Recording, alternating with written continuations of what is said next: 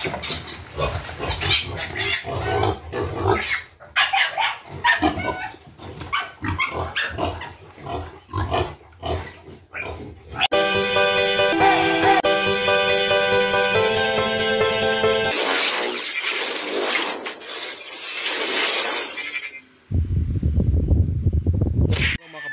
back to my channel. Magandang hapon. So for today's video, kanina pinapaliguan ko na sila. So after napaliguan mga kabagis, pakainin natin and mag-inject tayo ngayon ng Dictran. Ito yung B-complex with iron na yan mga kabagis. Pakita ko sa inyo kung ano yung ginagawa natin and just keep on watching.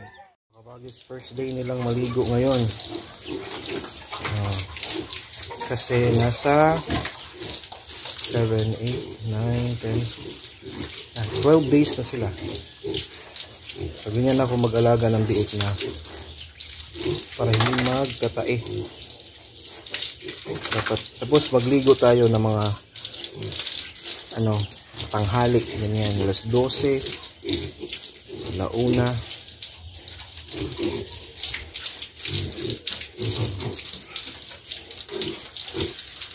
One week and 4 days mga kabagis. Tingnan niyo yung katawan.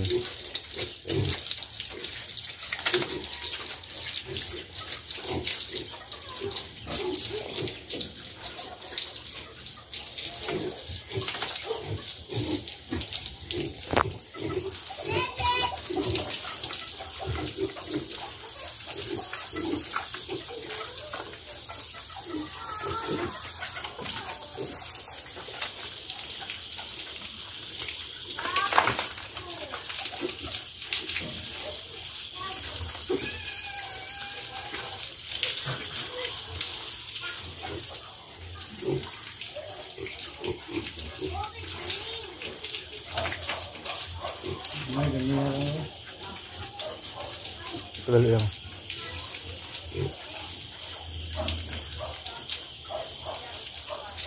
Malaki na. Wala pang 2 weeks to mga kabagis. Tingnan mo yung dumi nila doon.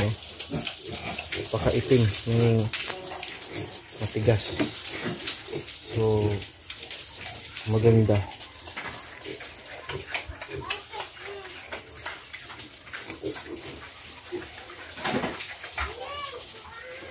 So, maging matakaw sila sa feeds mga kabagis. Every time na mapakain mo sila ng talbos ng kamote, once a day. Ngayon sila naliligo, first day nila. Tapos bukas tuloy-tuloy na yan, everyday na yan mapaliguan. Pero dahil nga maselan pa sila, paliguan natin tanghaling tapat, yung mainit talaga, yung mainit yung panahon para hindi sila lamigin. Okay, so bakit kapag malaki na sila kailangan nating paliguan palagi? Kasi tutulong din yan sa paglaki nila, mahimbing yung tulog.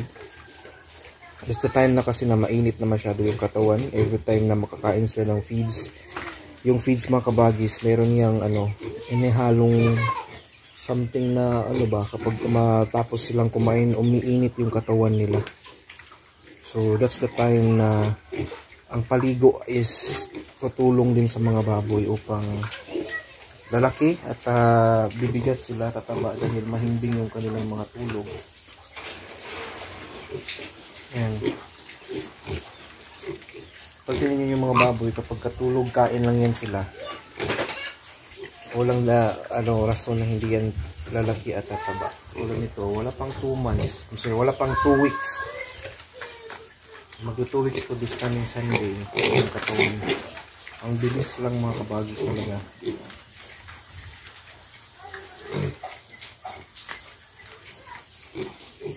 Ang bilis lang katawa. Ang dik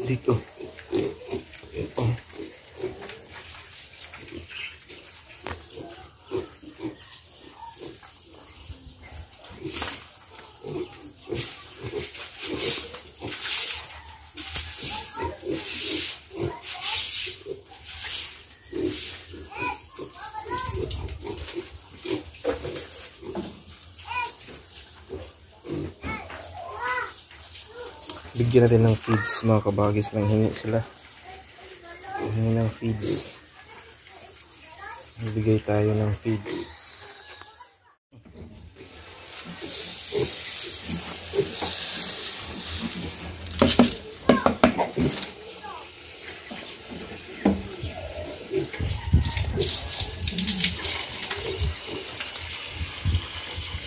Biko.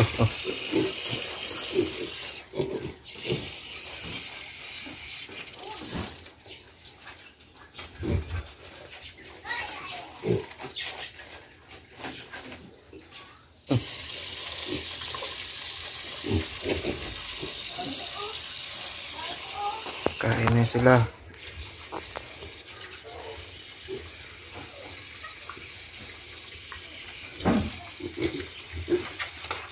Busog pa yata itong dalawa.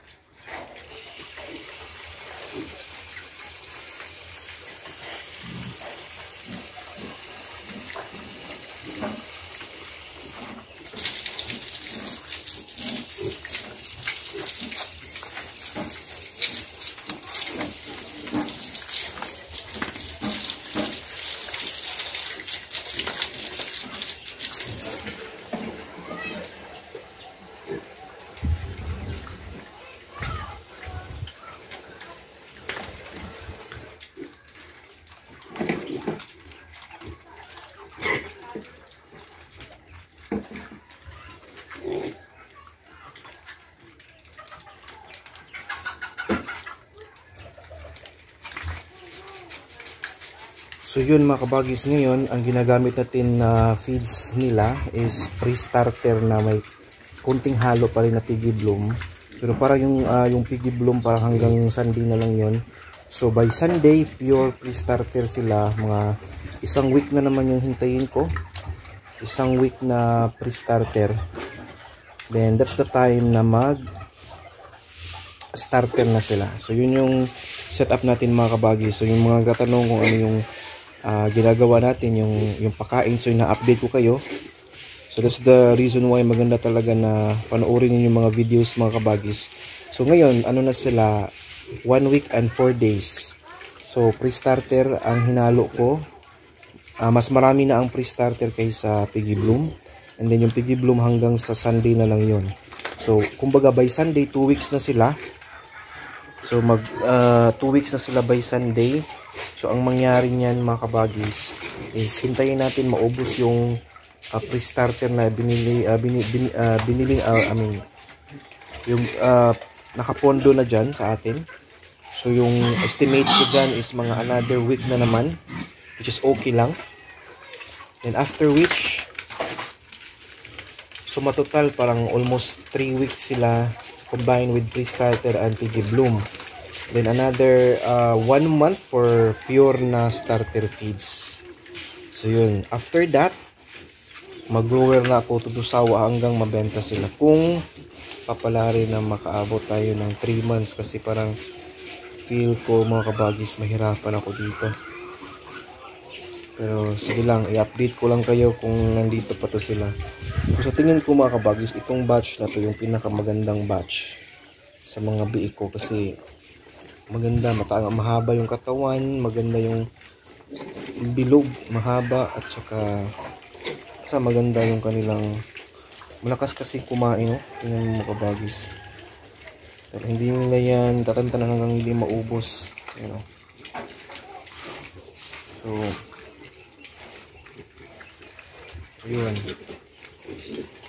So yun yung ating update sa mga ating pagkain. Pinaliguan na natin. So napansin niyo first day kong nagpaligo, almost basta 10 days. O pwedeng 10 days exactly, pwedeng 11 days, 12 days, basta nandyan lang naglalaro yung kanilang gulang before natin pinapaliguan para sure na hindi magtatae. At tingnan niyo yung dumi nila mga kabagis. Ano yan, resulta yan sa magandang pag-alaga, magandang pagkain. Oh, napakaganda, matigas talaga.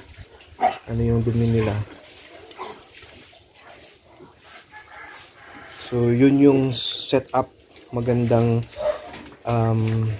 masasabi mong hindi ka magkaroon ng problem sa kanilang paglaki at pagbigat dahil wala silang ganong sintomas, ganong mga problema sa katawan nila para tuloy-tuloy lang. Yan. Okay. So yun mga kabagis, yung ating update sa ating mga baboy. Ala. Dili pa. Dili sa gamay. Basta makuha lang mo ang pagbibigyan na mo. Sabi, hindi ka nang gagawin. Itswag sigit ang likod. Ang likod? Ang likod ba? Ang likod. Bigyan ako ng gikan.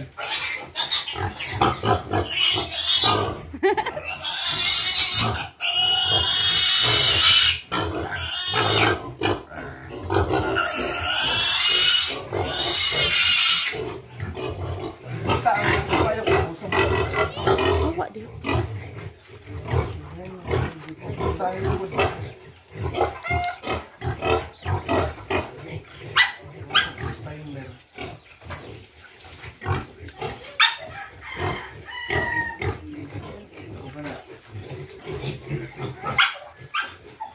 May lang, kailangan may iba.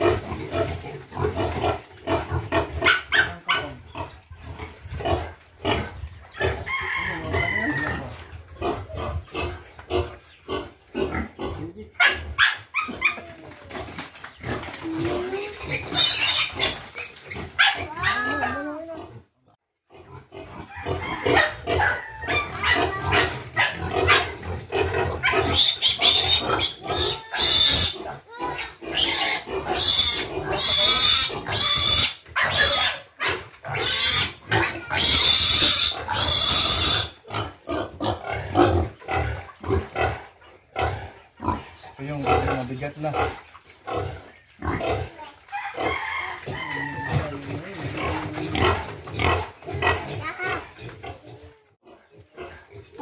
Awa na seed.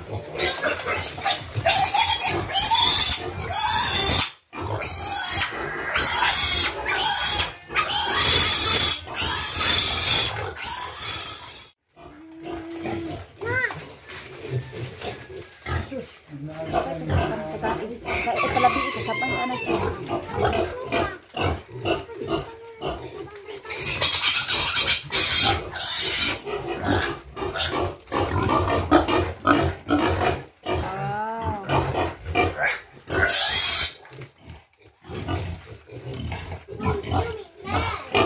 First dose of vaccination.